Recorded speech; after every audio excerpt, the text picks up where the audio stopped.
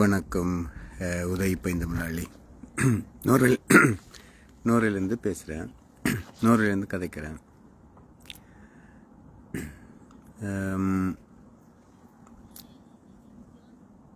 என்னுடைய வீட்டுக்கு அருகில் இருக்கக்கூடிய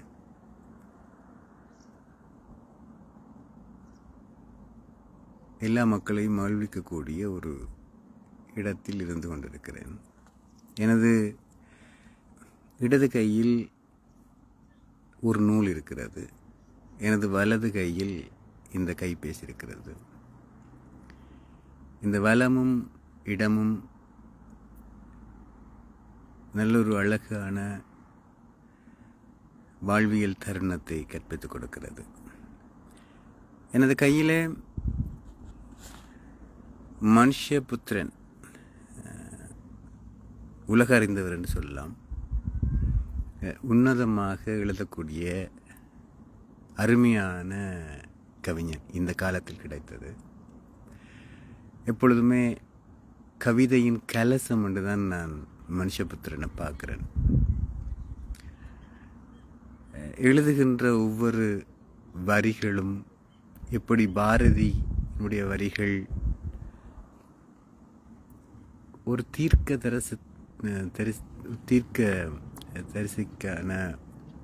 தரிசனத்துக்கான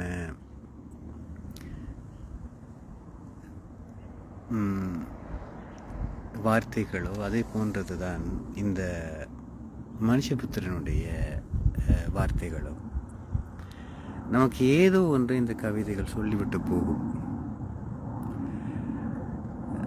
இது முகநூலில் நேரிலையாக நான் இதை செய்ய முயற்சி செய்திருக்கிறேன். பெரும்பாலும் நாளுலா செல்வது எனக்கு வழமை. இப்போ ஏதாவது கண்டால் எனக்கு பூக்களை பிடிக்கும், சின்ன சின்ன சத்தங்கள் பிடிக்கும், இந்த வண்டுகள் முனங்கள் எனக்கு நன்றாக பிடிக்கும், நல்ல கவிதைகள் பிடிக்கும், பாடல் வரிகள், முத்துக்குமாருடைய பாடல் வரிகள் ரொம்ப ரொம்ப பிடிக்கும். அன்பின் உன்னதங்கள் இந்த தலையங்கத்தை தெரிவு செய்யும் பொழுது இது ஒரு தீர்க்க தரிசனமாகத்தான் இந்த இந்த தலையங்கத்தை எடுத்திருப்பாங்க.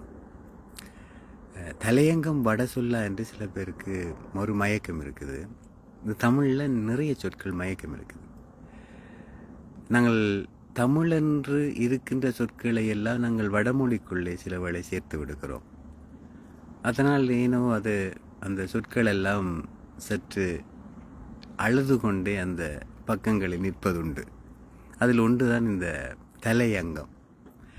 தலை உறுப்பு என்று அநேகமானவர்கள் பயன்படுத்துகிறார்கள். அங்கம் என்றால் என்னவென்றால் வளைவு என்று பொருள்.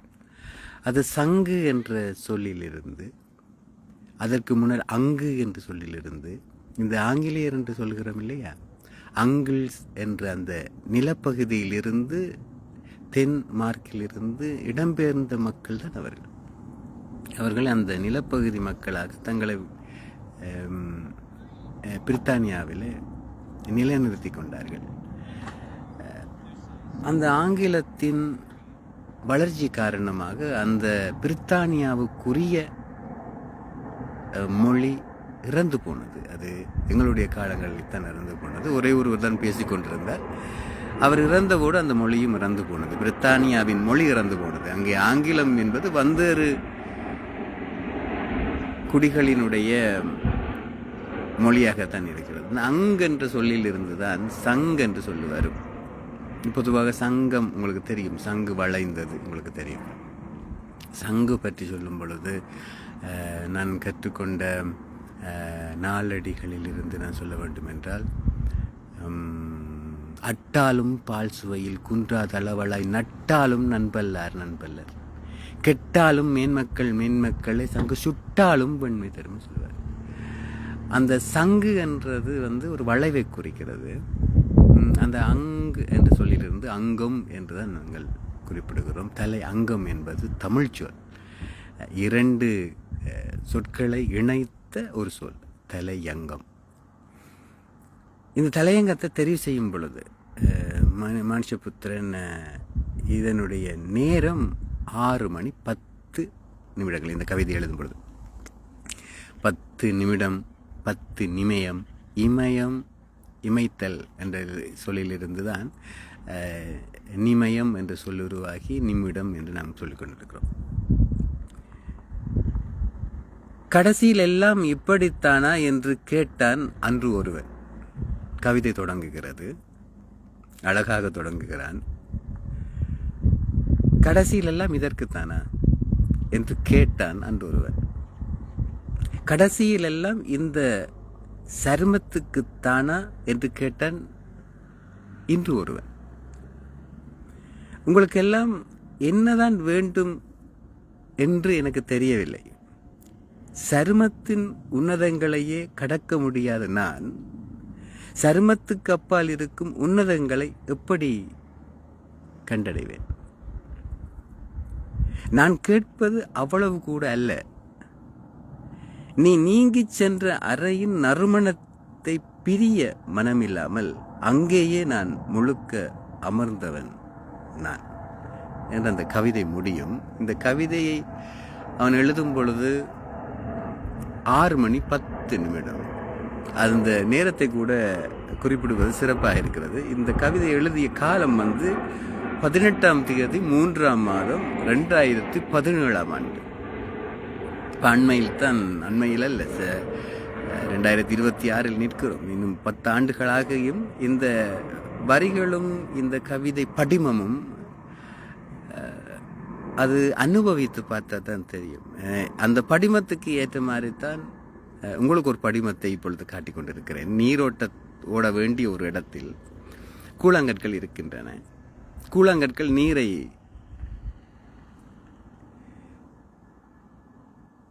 நீரின் வரவுக்காக காத்திருக்கின்றன. இந்த வெயிலிலே இந்த கூழாங்கற்கள் வாடிக்கொண்டிருக்கின்றன. என்றாவது ஒரு நாள் எதிர்ப்படும் நீர் தங்களை நனைத்துவிடும் என்ற ஏக்கத்தில் இன்றும் இந்த வெயிலில் காய்ந்து கொண்டிருக்கின்றன இந்த கூழாங்கற்கள். இந்த படிமத்துக்கு ஏற்ற மாதிரித்தான் இந்த கவிதையும் அமைகிறது. உண்மையிலேயே 2 முறை வாசிக்கக்கூடாது. நவீனத்து கவிதையினுடைய சிறப்பு என்னவென்றால் ஒரு முறை வாசித்தவுடனே எங்களுக்கு புரிந்துவிட வேண்டும். இந்த 2 முறை வாசிப்பது என்பது மரபுக்கு அது இயல்பானது. ஆனால் நவீன கவிதைக்கு அது சற்றும் முரணானது. ரசிக்க வேணும். முதலில் கவிதையை ரசிக்க வேணும். கவிதையின் ரசிகனாக இருக்க வேணும். தமிழை நேசிக்க வேணும். தமிழின் நேசகனாக இருக்க வேணும். அப்பொழுதுதான் அந்த ஒரு நூலகத்தில் ஒரு பெரியவர் எழுதி, இந்த நூலகத்துக்கு எப்படி எழுதி வைப்பது மக்களுக்கு புரியும்படியாக சொல்லும் பொழுது அவர் எழுதி தந்துவிட்டு போன 3 சொற்கள் இருக்கின்றன. வாசிக்கவும், நேசிக்கவும், சுவாசிக்கவும் என்ற அந்த சொற்கள் அதில் அது நிறைய அர்த்தங்களை கொடுக்கின்றன. நாங்கள் பொருள் கொடுக்கிறது என்று நாங்கள் சொல்லுவோம். ஆனால் சில சொற்களை நாங்கள் அந்த சொற்களாகவே நாங்கள் பேசுவதும், அந்த சொற்களாகவே நாங்கள் அந்த சொற்களோடு நாங்கள் பழகிக்கொள்வதும். என்னோட காலடியில் ஒரு கூழாங்கலின் சத்தம் கேட்டதா அது எங்களை பொறுத்தவரையில் அது ஒரு சடப்பொருள். ஆனால் தனது ஏக்கத்தை ஏதோ ஒரு இடத்தில் எனக்கு தெரிவிக்கிறது. ஒருவேளை நான் தண்ணீர் எடுத்து எனக்கு தாகம் ஏற்பட்டால் ஒருவேளை அந்த கூழாங்கல்லை நான் நினைத்து விட்டு போவேன்னு எனக்கு தெரியாது. இந்த சின்ன சின்ன தருணங்களை எல்லாம் நாங்கள் நேசிக்க மறந்து விட்டார். இந்த சின்ன இவை எல்லாம் எமக்காகத்தானே இந்த கோடையில் எமக்காக வளர்ந்து நிற்கின்றன. நாம் அதை பார்க்காமலே சென்று கொண்டிருக்கிறோம். இது படப்பிடிப்புக்கு ஒரு அருமையான காட்சி. இது நான் இருக்கின்ற இடம் இயற்கையின் சூழல். பூமியிலே இறுதியாக இந்த பனி என்ற காலம் முடிந்த காலம் இதுதான். இது ஒரு காலத்திலே நோர்வே நாட்டவனுடைய குப்பைகள் போடுகின்ற இடமாகத்தான் இந்த இடம் இருந்திருக்கிறது. பிற்பாடு அதை பூங்காடாக மாற்றியிருக்கிறார்கள் இங்கே வந்திருந்த மக்கள். யார் யார் உன்னதமானவர்கள் போய் இருக்கும் இடங்களிலெல்லாம் உன்னதங்கள் நடப்பது வழமை. இது ஒரு ஒரு சறுக்கல் நிலம். நான் எதிர்பட்ட இடத்தில் இப்போ நீங்கள் பார்த்தீர்கள் என்றால் அது ஒரு ஒரு கிட்டத்தட்ட 2019 இது சளிந்து போனதுன்னு சொல்ல வேணும். எனக்கு எதிர்பட்டு இருக்கின்ற அந்த நிலம் சளிந்து போனது. கிட்டத்தட்ட ஒரு 10 மக்கள் கொல்லப்பட்டார்கள் அந்த இடத்தில். நாங்கள் உடனே அவர்களை காப்பாற்ற முடியுமா என்று கேட்டால் அது என்ன நிலைமையில் இருக்கிறது என்று தெரியாது. அது நாங்கள் இன்னொரு நாள் பேசுவோம். நாம் பேச வந்தது இன்றைக்கு கதை தான். மனுஷபுத்திரன். எனக்கு மஞ்சள் என்றால் ரொம்ப பிடிக்கும். ஏன் மஞ்சளை ரொம்ப பிடிக்கும் என்று சொன்னால், மஞ்சள் என்ற நிறத்தை விரும்புகின்றவர்களுக்கு பெரும்பாலும் சோகங்கள்லாம், இருள் சூழ்ந்த சோகங்கள் எப்பொழுதுமே அவர்களிடம் புரியோடிப்பு இருக்கும். அந்த இருள் சூழ்ந்த சோகத்தை நான் அறிய வேண்டும் என்பதற்காகத்தான் இந்த மஞ்சளை நான் கூடுதலாக நேசிக்கிறேன். எனது கையிலே மஞ்சள் நிறமான இந்த புத்தகம், அதனுடைய தலையங்கமே பிக் பாஸ் தான். பிக் பாஸ் என்ற பெயரில் தான் இந்த அது எப்படி சொல்லப்படுகிறது என்றால், பிக் பாஸ் எல்லாவற்றையும் பார்த்து கொண்டிருக்கிறார் என்றுதான். அந்த ஒரு மனிதரை கீறி ஒரு பக்கத்திலே அட்டை, இன்னொரு பக்கத்திலே பணம், பிக் பாஸ் 2 கொம்புகளோடு இருக்கின்ற காட்சி இந்த புத்தகத்தை மிகவும் அலங்காரம் செய்கிறது. அன்பின் உன்னதங்கள். இதை இந்த இடங்களை நீங்கள் அனுபவித்திருக்கிறீர்களா என்று கேட்டால், எனக்கு அனுபவம் இருக்கிறது. இந்த அனுபவம் என்பது இறைவனை ஒத்தது. கருணாசன் சொல்லுவார், அனுபவமே நான் என்றால் நீ எதற்கு என்று கேட்டேன். எனக்கு அருகில் வந்து என் காதில் சொன்னான், அந்த அனுபவம் தான் நான் என்றான் என்பது போல. அனுபவம் தான் எல்லாமே.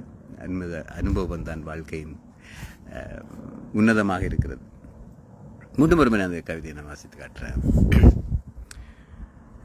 கடைசியில் எல்லாம் இதற்குத்தானா என்று கேட்டான் அன்று ஒருவன்.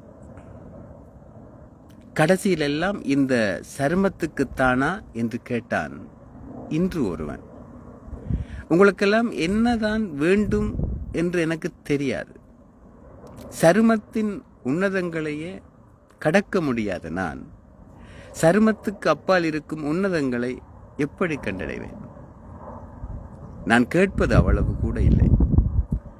நீ நீங்கிச் சென்ற அறையில் நறுமணத்தை பிரிய மனமில்லாமல் அங்கேயே நான் முழுக்க அமர்ந்திருப்பவன். அங்கேயே நாள் முழுக்க அமர்ந்திருப்பவன் நான் என்ற கவிதை முடிகிறது. இன்று ஒரு அழகான இந்த நேரலையில், முகல் நூல் நேரலையில் மீண்டும் வருவேன் இந்த காட்சிகளோடு. இந்த காட்சிகளை உங்களுக்கு காண்பிப்பதில் எனக்கு மகிழ்ச்சி இருக்கிறது. இந்த காட்சியில் ஊடாக நாம் கதைப்பதில் எனக்கு மகிழ்ச்சி இருக்கிறது. இந்த கதைப்பதன் ஊடாக நான் எனது மொழியோடு நான் வாழ்ந்து கொள்கிறேன் என்கின்ற நிறைவு எனக்கு இருக்கிறது. நான் செத்துக்கொண்டு போகும் பொழுதும் எனது செவிகள் தமிழை கேட்டுக்கொண்டே சாக வேண்டும் என்று எழுதி வைத்து விட்டு போகிறேன். ஏன் செவிகள் கேட்க வேண்டும் என்று சொன்னால், இறுதியாக இறக்கின்ற உறுப்பு செவியாகத்தான் இருக்கிறது. ஆகவேதான் அந்த செவிக்கு இன்பம் தமிழ் இன்பம்தான். பாவேந்தர் சொல்லுவார், என்னை எரித்து அந்த சாம்பலிலும் தமிழ் மணக்க வேண்டும் என்று சொல்லுவார். இப்படி நிறைய கவிஞர்கள், நிறைய அறிஞர்கள் தங்களுடைய விருப்பங்களை தெரிவித்திருக்கிறார்கள். என்னுடைய விருப்பம் என்னவென்றால், நான் செத்துக்கொண்டு போகும் பொழுது, அதாவது கடைசியிலே இவருடைய மரணம் என்பது சொல்ல முடியாத இடத்திலே ஒரு அமைதியான இடத்தில் போய்கொண்டிருக்கும் பொழுது அங்கேயும் தமிழ் கேட்டுக்கொண்டிருக்க வேண்டும். செத்துக்கொண்டு போகும் பொழுது எனது செவிகள் தமிழை கேட்டுக்கொண்டே சாக வேண்டும். மானுஷபுத்திரனுடைய கவிதை, எனக்கு கவிதை நூல் ஒரே ஒரு நூல் தான் கிடைத்தது. அதுவும் என்னோடு அன்பாக பழகின்ற யாரிடமாவது தான் நான் கேட்பது வழமை. எல்லோரிடம் நான் கேட்பதில்லை. அப்படி கேட்டுவிட்டால் அதை வாங்கி தரும் பொழுது அது இன்னும் ஒரு இடத்தில் அந்த பாசம் இருக்கிறது. பணத்தை கொடுக்காதீர்கள், படிக்க எதையாவது எந்த நூலையாவது வாங்கி கொடுங்கள். ஒரு நாள் அந்த நூலை படிக்கும் பொழுது ஒரு பேரறிஞன் உங்கள் முன்னில் உலாவி வருவான். ஆப்பிரிக்காவினுடைய புரட்சியாளன், அமைதியின் சிங்கம் அமைதியாக இருக்காது, ஆனால் அமெரிக்காவின் அந்த சிங்கம் அமைதியாக சிறைச்சாலையில் இருந்தது. ஒரு நூலை கொடுக்கும் பொழுது ஒரு சிறைச்சாலை மூடப்படுகிறது என்ற வார்த்தை மிகவும் அருமையானது. கைதிகளை தண்டிப்பதாக இருந்தால் அவர்களுக்கு கல்வியை கொடுங்கள். அந்த கல்வி அவர்கள் மனதை தட்டும், அவர்கள் உன்னதமானவர்களாக உருவாகி இந்த உலகத்தின், தமிழ் அருமையாக சொல்லும் உலகத்தை வியனுலகம் என்று சொல்லும். அதாவது வியன் என்ற அந்த சொல்லே ஒரு விசாலமானது, பிரபாண்டமானது. அது தமிழ் சங்க தமிழ் வியனுலகம் அப்படின்று உலகத்தை குறிப்பிடும்.